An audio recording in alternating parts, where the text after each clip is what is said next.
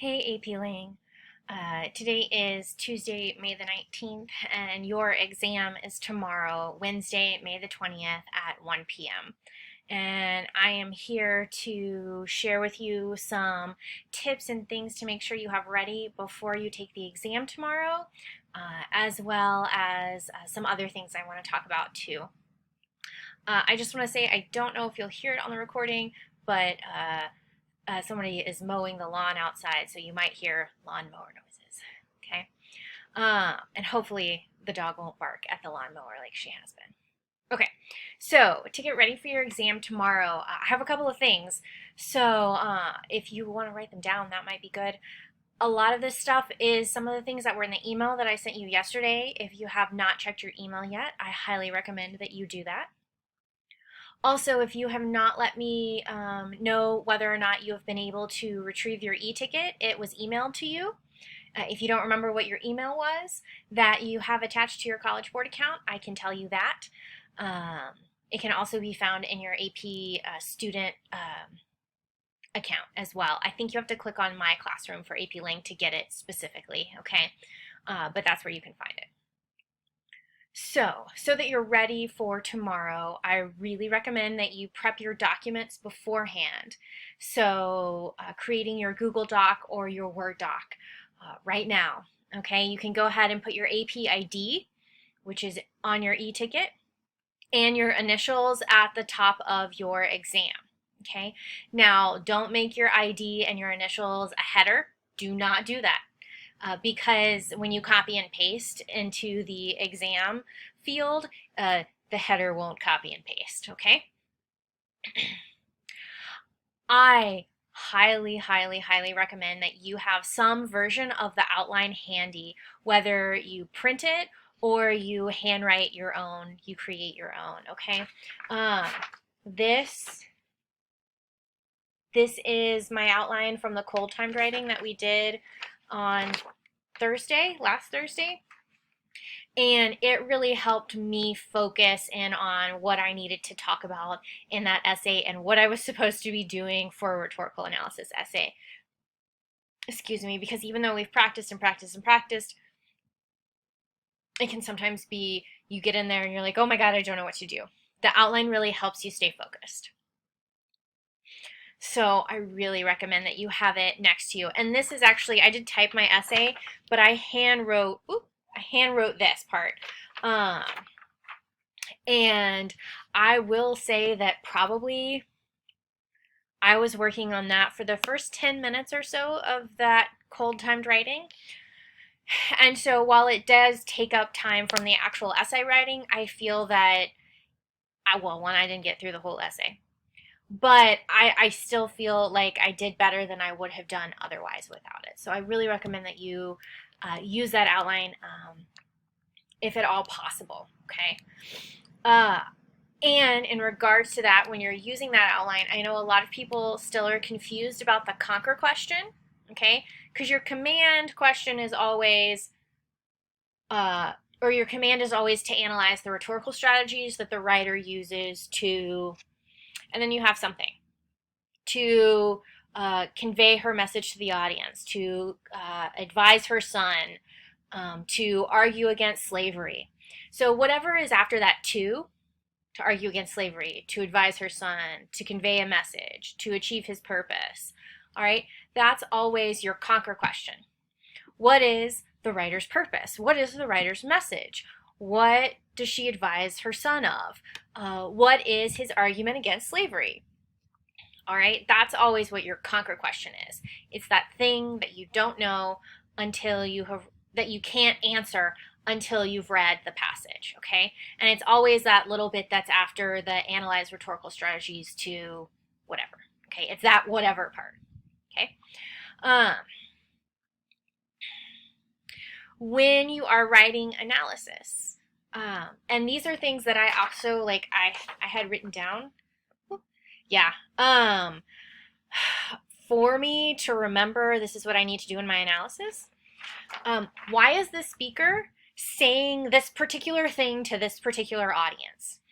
What effect does the speaker want it to have on the audience? What is the speaker hoping to accomplish by saying this thing? Okay. That's where you get into the what does the speaker want the audience to think or feel by saying these things. Okay. And so remembering those questions, why is the speaker saying this particular thing to this particular audience? What effect is it supposed to have on the audience? That's going to get you into analysis, okay? And finally, I really want you to try to have those 2 pieces of evidence per paragraph. That's really going to allow you to get into depth. What I did see with the cold timed writings is that you were really worried about getting all the way through the essay, and because of that, you didn't go into enough the depth in your body paragraphs. And I really believe that you're going to get more points for having analytical depth than getting through the whole passage, all right? Because they really want to see, can you do that analysis part, all right? Because that's the hard part, right? They really want to see that you can do that, not necessarily that you can get through the whole essay, okay? Alrighty. So, if you want to study for this exam, and of course studying for this exam, it's not the same as like you would study for art history or APUSH or even AP Chem or something like that, because this is really a skills-based test. But if you want to study, if you want to get your brain in rhetorical analysis mode for tomorrow, I really suggest that you watch me talk through the Adams essay that I wrote, that I posted last week. Okay, I will make sure that it is linked at the end of this video. So it is a 30-minute video, but I think it's really helpful for seeing what it is that you need to do and just to hear me talk through it. Okay. You can also read past prompts and practice analyzing them, and then check yourself by reading the sample essays. I will put a link to where you can find these in Google Classroom and in the description below. So that would be another thing that if you were really wanting to study or practice would be something for you to do. And I'm not necessarily saying you should write a whole essay or anything like that. I'm just saying you should read the passage and maybe fill out the outline and think about what the speaker is doing, what you think is happening. And then you can check yourself by reading the sample essays. I will say it's usually the first 2 sample essays are always the passing essays, all right? But I'll make sure to point that out in the links in the description and in Google Classroom. All right, so for tomorrow, you're going to have your documents already set up. You're going to log in at 12:30 p.m. for to make sure that you can get logged in, okay? Because sometimes, because everybody's logging in all at once, it does take a little longer. They are going to ask you some security questions, and you want to make sure you have enough time to do that, okay? You don't want to be rushing, all right? So it's not that this is going to take you a whole half hour to get through, but you want to give yourself time in case your internet is slow or just things are loading slowly, okay? Now, when you get into the essay, into the exam, use your 45 minutes wisely, all right? Make sure that you have the timer up as well as whatever it is that you are talking or typing in, okay? So that you can keep track of time. We don't want you to run out of time. Now, if you finish before the timer goes red, and now I really do think that's very few of you, but it's not true. I'd never finish before the timer goes. But if for whatever reason you are like, oh, I'm finished and I still have 5 minutes before the timer goes red, we'll go back and reread your essay, figure out where you can add something, okay? Also, I just want to remind you, whether you're typing or handwriting, please indent your paragraphs. Please, please, please. You make it easy on the readers when they're reading your stuff, okay? Just indent your paragraphs like you're supposed to. All right, so in 5 minutes remains, you want to finish your thought, fix as many typos as possible, and then submit it. First, a note on typos and dealing with those. So I type really fast, and I'm generally relatively accurate, but not always. Um, but I think you should either check your typos all at the end, okay? Or after you've written one paragraph, check for typos and fix those and then move on to the next paragraph. I think that's kind of what I ended up doing when I was typing the cold timed writing.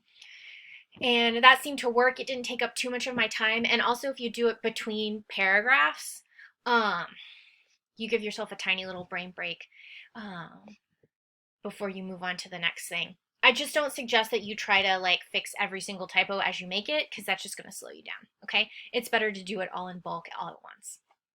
Okay. So submitting. Now, you may have heard that there have been submission issues. I had a student have submission issues with AP Art History, unfortunately. And the College Board has made a few changes to how submission works, or they've added an extra fail-safe in there in case you have trouble submitting. So first, I just want you to be prepared to submit it in as many ways possible in case one way isn't working. All right? So you should really try copying and pasting first. Because that's the easiest way to do it, is to copy and paste what you wrote, what you typed into the submission field. Now, you want to make sure you've updated your browser so you don't have any copy and paste issues, presumably, okay?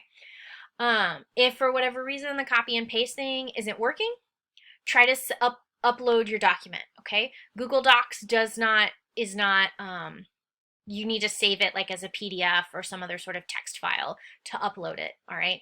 That's all in the email. Read my email, okay? If you're writing by hand, that's fine.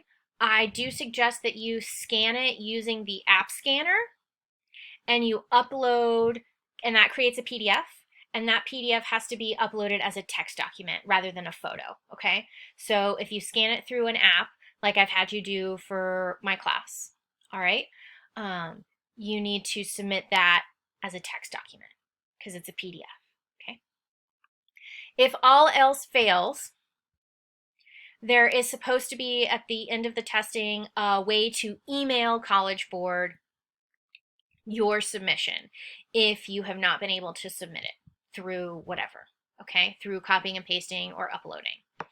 And it should be very self-explanatory and it's there at the end, and you should definitely check my email that I sent you because I basically copy and pasted the stuff directly from the College Board, okay? But know that that's all there for you if you need it, especially that email thing. The email thing is new, okay? But that should be the fail-safe, all right? Okay. Those are all the logistical things that I have for you for the exam, okay? But now, as important as that all is, what I have to say now is perhaps more important, all right? And I'm going to do my best to not get emotional about it, but we'll see. All right, so whatever you do tomorrow, I want you to be proud of yourself. I am proud of you. This is hard. Writing is hard. It's hard. But you kept going. And I know that you're going to keep going until the very end. That matters. That matters more than how well you write or even how much you improved this year. You showed up and you did the work. And that's more than we can say for so many people and so many things in life. But you showed up and you did the work. That in itself is enough. If you don't see it, feel like you improved or like you learned anything in this class or that your writing got better, one day all your hard work, all you have done will come to fruition. I promise. Maybe it doesn't come to fruition in this test, but it will one day. I know this. What you have done this year matters, and it has made you into a better writer, whether you can tell right now or not. So, tomorrow, I want you to log into the exam write the heck out of that essay, hit submit, and walk away. Let it be. Whatever you do, be proud of it because you did it. I am so proud of you and I love you. I will text you tomorrow at 12:30 to remind you to log in. I will talk to you soon. Bye, AP Lang.